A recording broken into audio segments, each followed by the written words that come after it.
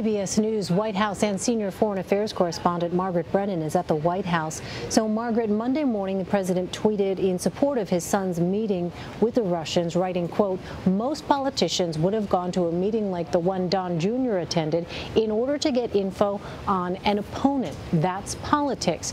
Press Secretary Sean Spicer also defended the president's son in Monday's off-camera press briefing.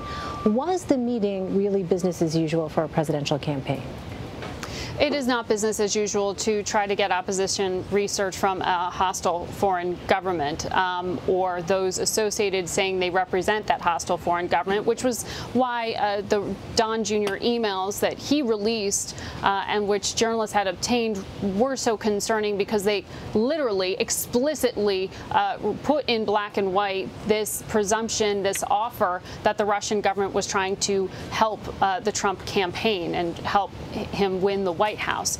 So that is why that is so far from the norm here that it is being discussed. So what you're seeing today is the president trying to be a father and protect his son, who seems to be in some legal trouble here, having lawyered up. The White House has added an official White House special counsel on this matter. You have seen other members of the extended Trump family add to their legal teams as well, because they know this is something that will continue to create issues and raise more questions, not just from those on Capitol Hill, but from FBI investigators. And we also, you pointed to what Sean Spicer said from the podium today. He came back to the podium for the first time in a while, and the justification he gave didn't mirror that of what the president said. He said, in fact, that the meeting was about this contentious issue over Russia blocking Americans from adopting Russian children. Meanwhile, the president has said and admitted, and so did Don Jr., that this was actually about opposition research. So even though there's now a White House counsel on staff to help get the team all firing in the same direction, you are not seeing that communication happen in a clear way, and certainly not in a unified way. Well, Margaret, over the weekend, the president's private attorney, Jay Sekulow, asked why the Secret Service allowed the meeting if it was so nefarious, but the Secret Service issued a statement rejecting that claim. Why are there so many contradictions, as you've pointed out, when it comes to addressing concerns about this meeting?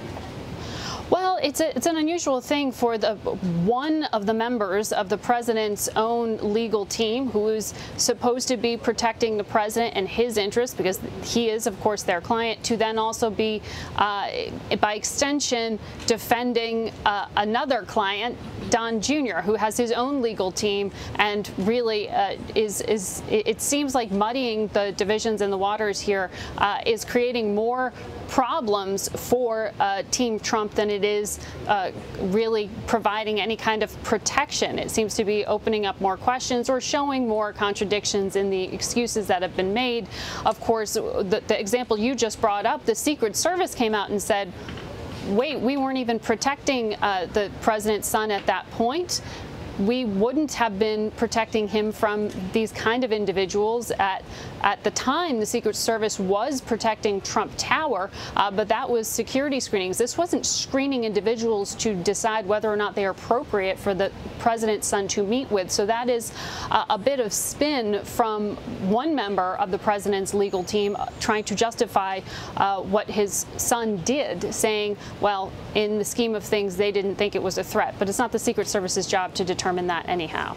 Meanwhile, Margaret, the president is meeting with senators Monday evening at the White House to discuss health care. Do we know with whom he's meeting and what it is the president is hoping to accomplish? Yes, actually, Elaine, we just got a full list of the senators from the White House here. All significant Republican senators: Lamar Alexander, Roy Blunt, John Cornyn, Steve Daines, James Lankford, Richard Shelby, John Thune.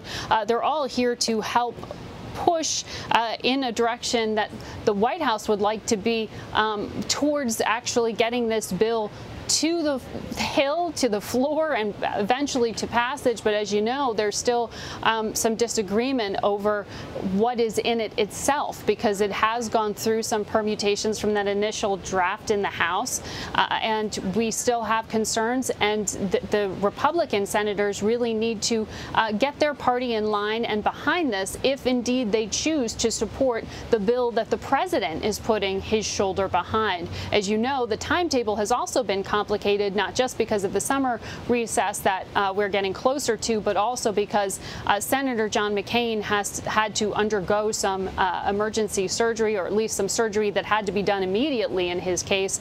And because of that, his key vote will not be one that the president will be able to count on. And so they are delaying things in order to be able to get the numbers they need. That shows you how close the count really will be. Complicated picture. All right, Margaret Brennan at the White House for us. Margaret, thank you.